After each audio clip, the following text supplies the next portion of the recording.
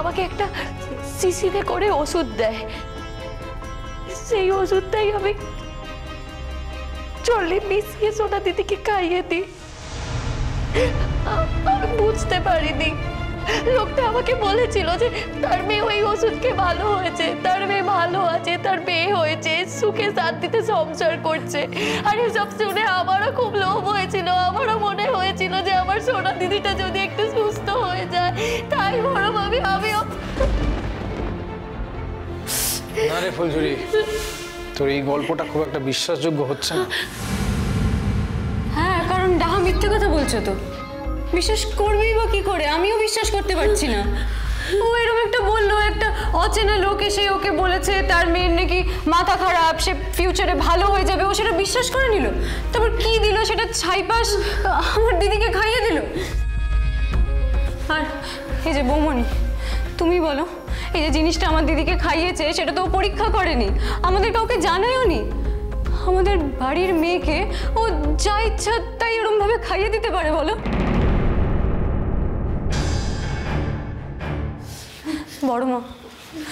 বড় মা, আমি তোমাকে বলছি, ও এই যে কথাগুলো বলছে না, সবটা মিথ্যে কথা, এগুলো কিচ্ছু ঘটেনি।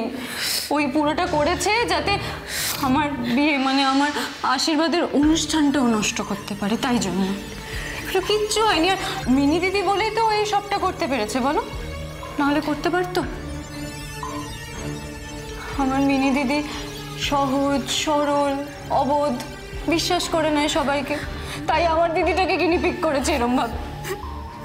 আমি বলছি বড় মা, প্লিজ তুমি ওকে ক্ষমা করো না। আমার দিদির সাথে যে এত বড় ক্ষতি করেছে তাকে ক্ষমা করলে দিদির ওপর অবিচার করা হবে কিন্তু। না, এই ব্যাপারটা না আমরা আর আমাদের নিজেদের হাতে রাখবো না। এত বড় একটা ব্লান্ডার তুমি কেন করলে ফুলচুরি? তোমার যদি খাওয়ানোর ছিল, কথাটা একবারও আমাদের বলতে পারলে না? আমরা বাড়ির লোকগুলো কি মরে গেছিলাম বলো? না, আসলে আসলে একটা কারণ ছিল, একটু বিশ্বাস করো আমার কথাটা। আমি করি না রে তোকে, আমি আর এই ঘটনার পরে তোকে আমি আর একদম বিশ্বাস করি না রে ফুলচুরি। কি ভেবেছিলি তুই? কি ভেবেছিলি? তুই নিজের স্বার্থে এতটা অন্ধ হয়ে গেছিস ফুলচুরি যে আমার মিনিটাকে শিখন্ডি খাড়া করে তুই প্রতিশোধ নিতে চেয়েছিলি? কেন রে? হ্যাঁ, কেন? আমি মানলাম তুই চড়ুই আর লালনের বিয়েটা পণ্ড করে দিতে চেয়েছিলি। আমি মানলাম তুই ওদের আশীর্বাদটা যাতে না হয় সেই চেষ্টা করেছিলি, কিন্তু তাই বলে আমার মিনিকে শিখন্ডি খাড়া করলি তুই? কেন রে? তুই তো বিষটা নিজে খেতে পারতিস ফুলঝুরি, তুই তো নিজের উপরে প্রয়োগ করতে পারতিস। খেলি না কেন? তোর না কিটাতে ভয় করছিল, তাই না? না কিটাতে ভয় করছিল। তুই ভাবলি যে আমার মিনিটা তো একটা অবোধ মেয়ে, ও পৃথিবীতে থাকলেও যা না থাকলেও তাই কারোর কোনো ক্ষতি হবে না, কোনো ক্ষতি হবে না, তাই তো?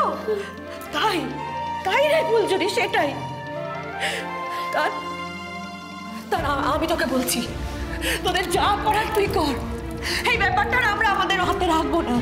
তুই পুলিশে যা, থানায় যা, যা করার হয় তোরা কর। বড়মা, তাই করো তোমরা থানা পুলিশ করো, পুলিশকে ডাকো, আমাকে জেলে নিয়ে যাক, কিন্তু তারপরেও আমি একটা কথাই বলবো যে আমি সোনা দিদির কোনো ক্ষতি করতে চাইনি। আমি জানি তোমরা কেউ আমার কোনো কথা বিশ্বাস করবে না, আমার জীবনের তো কোনো দাম নেই গো বড় মামি। আমার জীবনটাকে তো তোমরাই দামি করে তুলেছো। আমি জানি আমি মরে গেলেও না কারোর কিচ্ছু যায় আসবে না, আমারও কিচ্ছু যায় আসবে না গো। আমি যদি জানতাম, হ্যাঁ গো কাবুল দাদা, আমি যদি জানতাম না আমি নিজেই বিষটা খেতাম গো। বিশ্বাস করো, আমি নিজেই বিষটাকে মরে যেতাম। আমি জানি কোনোভাবেই তোমরা কেউ আমার কথা মানবে না, কেউ বিশ্বাস করবে না, কিন্তু তবু আমি তোমাদের বলছি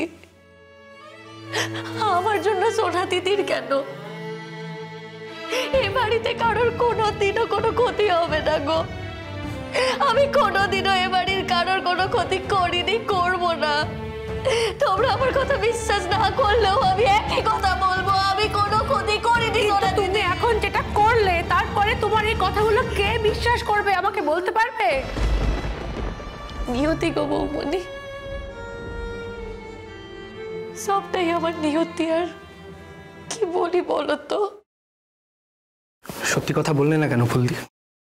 একটা সত্যি কথা বললে না বলে বিষয়টা কোথায় চলে গেল? তুমি বাড়িতে এসে বলতে পারতে যে তুমি ওষুধটা দিয়েছিলে, বা আমাকে বলতে পারতে যে তুমি মিনিদির জন্য চেষ্টাটা করেছো। হ্যাঁ, মিনিদির যখন তুমি ভালোই চেয়েছিলে তাহলে জিনিসটা লুকোলে কেন? তুমি যদি জিনিসটা লুকোলে কেন? তুমি লুকোলে বলে জিনিসটা এতটা বড় মাত্রা আকার নিল।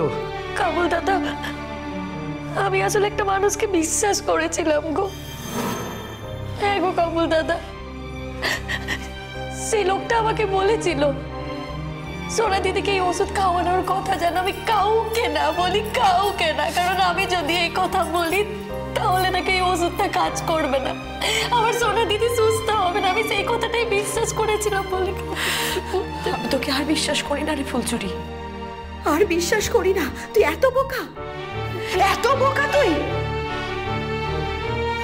আরে ফুলচুরি না, এর বিচার এবার থানাতেই হবে।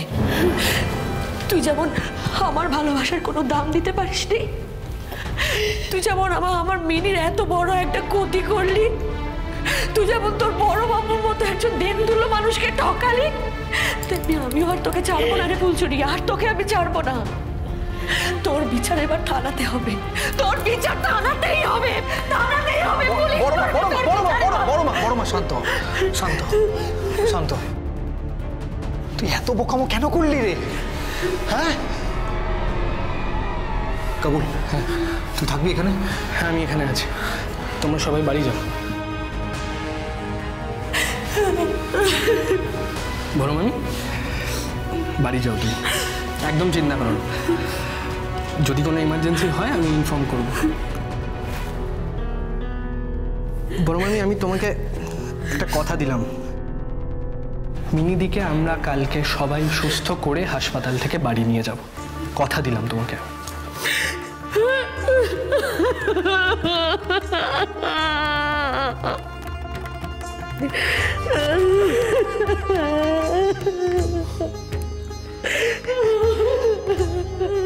বড়মা, ও বড়মা, এবার বাড়ি চলো, চলো এবার আমরা বাড়ি যাই। চল চল, এসো এসো, চলো।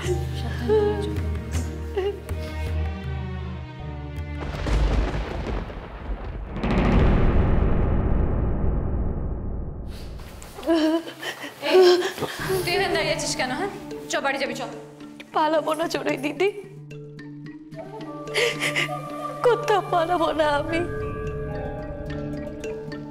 যা হয় আমার সাথে, যা হোক আমি সবটা মেনে নেব। ভুলটা যখন আমার হাত দিয়েই হয়েছে তখন। ভুল নয়, বল নোংরামি। তোর জন্য একটা নিরীহ মেয়ে আজ হসপিটালের বেডে আছে, তোর জন্য আমার দিদি হসপিটালে ভর্তি।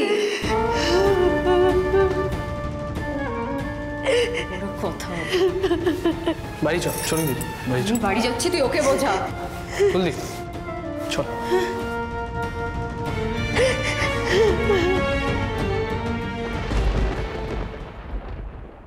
ও বোকামে, ও শেয়ানা দা গ্রেট, ও সমস্ত কিছু খুব চিন্তা করে প্ল্যান করে ক্যালকুলেট করে করেছে বলে।